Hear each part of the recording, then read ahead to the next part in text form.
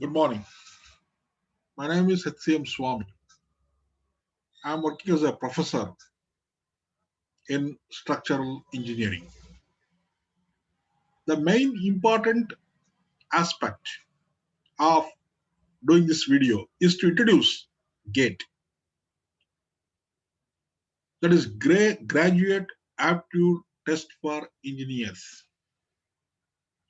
I am very happy to introduce myself to conduct this course in Bangalore. My dear students and my dear friends, I am really interested to teach you the civil engineering GATE classes. If you are really interested, I am welcoming you from August 1st of this year to my classes. I want to say two things to you. Don't confuse yourself. Point number one, where to join. Number two, why to join.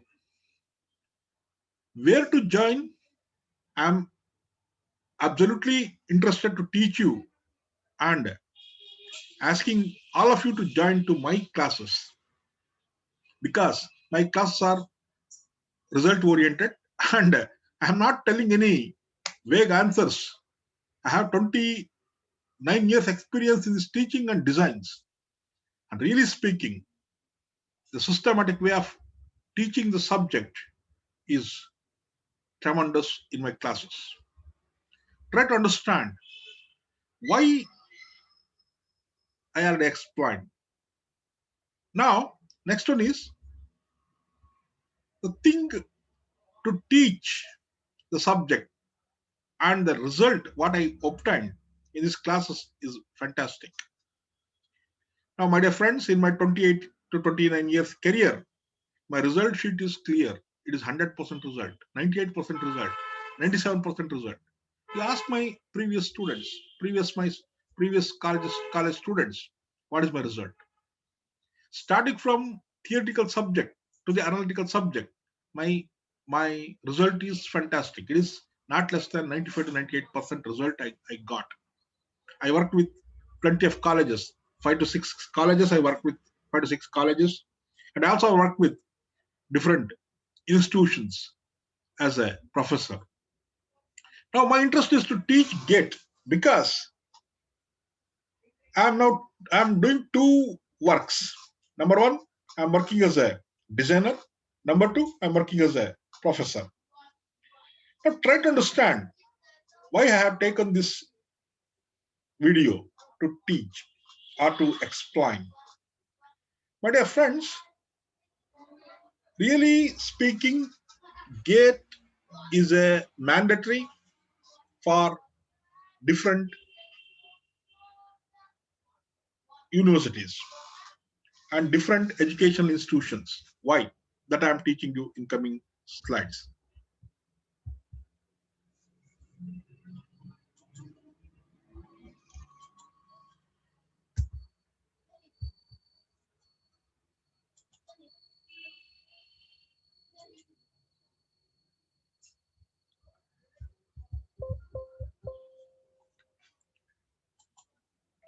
So about GATE, I already told what is GATE.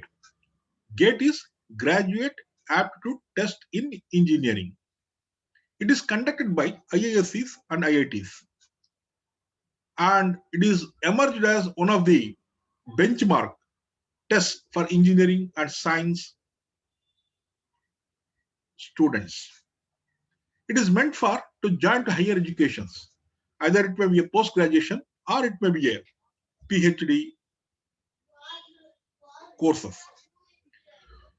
So in GATE, approximately around 31 subjects in engineering and science are covered by this examination. Now, this examination is conducted throughout the country and also in abroad also the examinations are conducted. For example, in Ethiopia, Bangladesh, Nepal, Singapore, Sri Lanka and United Arab Emirates. In these countries, this examination is conducted. So this examination is a benchmark for joining to PG post-graduation as well as for doctorate with scholarship. Ministry of Human Resource and Development will give you the scholarship for the students who are appearing for GATE examination. Now, I already told we're getting the funds from MHRD for our education. Now you may ask, sir, it is only for education or for further things? I want to say this GATE examination is not only meant for educational to join to education institution, but for public sector unit recruitments also using GATE examination result. Public sector units means, for example, there are 37 PSUs which are using GATE scores now. Now, the different industries are MDL, BPCL, GAIL, NLC, CEL, Indian Oil, HPCL, NBPC, NECC. Different PSUs are using the GATE examination result as mandatory. Now, the thing is simply the criteria for selection to higher studies. So, this GATE score is mandatory in IITs and IIScs and in some other RECs. In other private organizations, they are considering two benchmarks. One benchmark is related to your GATE score. Second benchmark is related to your performance in your graduation, or it may be with the written test. So 70% of the weightage will be given for GATE score and 30% will be given for interview or written test or your graduation degree score. So this GATE will have different types of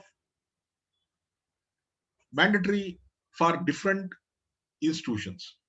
Now, so that try to understand. First thing, what I want to say, take the GATE for obtaining good job.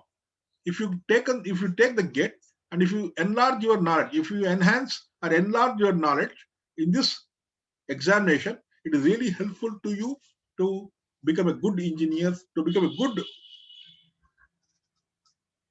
well knowledgeable persons in the engineering field. Now, I am concentrating on civil engineering field because I am a civil engineer. I did my post graduation and as well my doctorate, and I have 5 degrees. MBA also I did, and post graduation diploma also did, and also I did other courses. Now, my intention is to teach the subject in such a fashion that it should be clearly understood by the each and every student community in such a fashion that they can answer the questions, they can answer all the pro forma of the examination properly. Pro forma means the implementation of the examination in a systematic fashion. That is the pro forma. Next one, what is the eligibility criteria for GATE? As I already told, graduates from engineering students, graduates from engineering, and postgraduates from science. They are eligible for applying for GATE. And who are in the pre-final year, who are in pre-final year also eligible for this GATE examination. Now, this examination is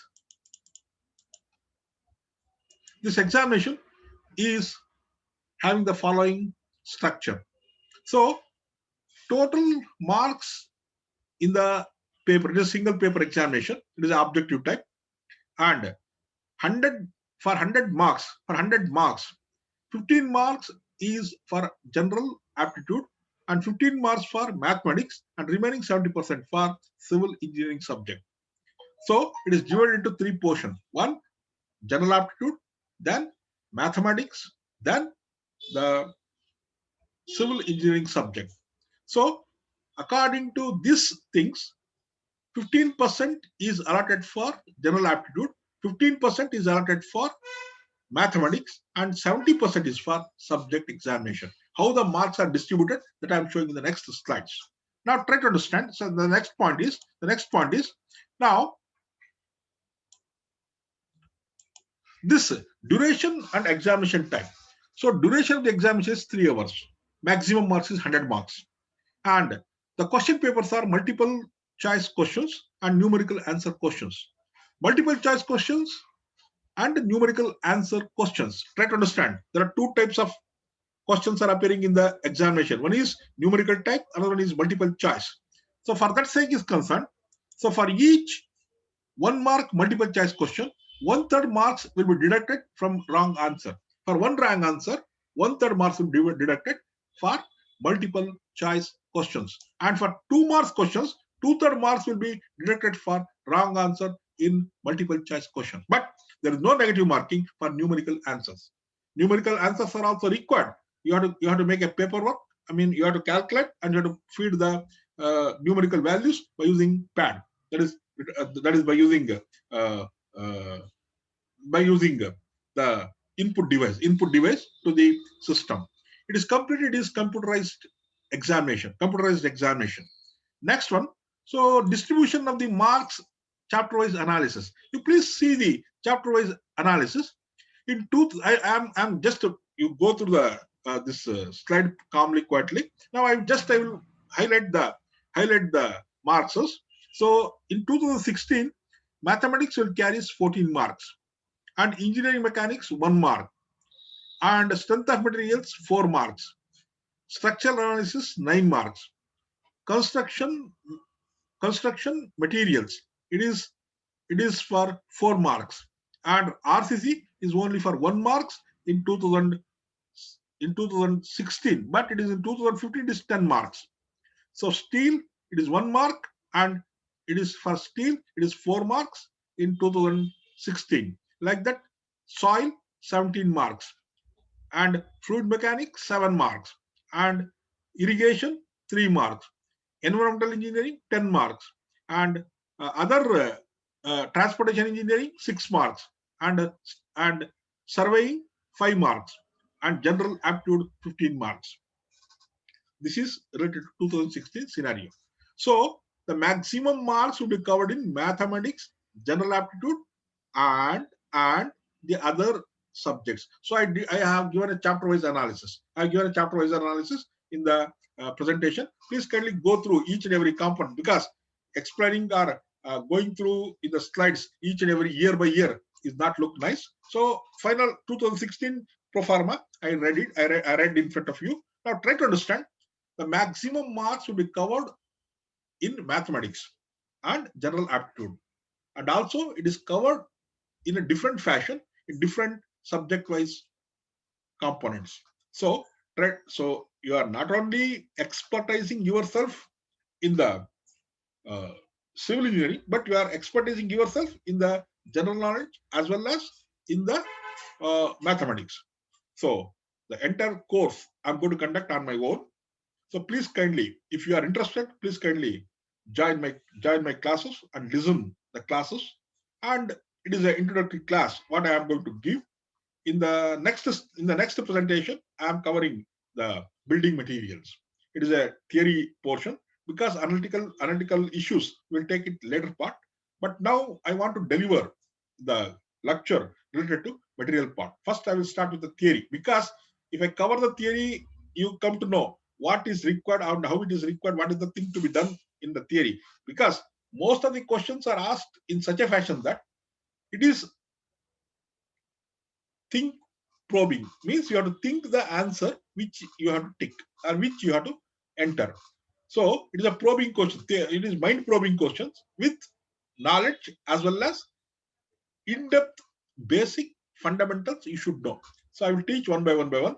So in the clearly speaking, all the classes are not possible to conduct by using video classes, because plenty of things are there. In the video class, just I will introduce the one by one subjects, and I will explain you the concepts. You go through the videos. In addition to that, if you come to join my regular courses, means one-to-one courses or classroom courses, I will teach you all the things neatly and systematically. And please kindly cooperate with me. And if you are interested, please join to my classes. in Malleshwaram, Bangalore. Okay, so I'm really thankful to all of you to give us such a what you call opportunity to share my views with you. Thank you very much. Okay, bye bye.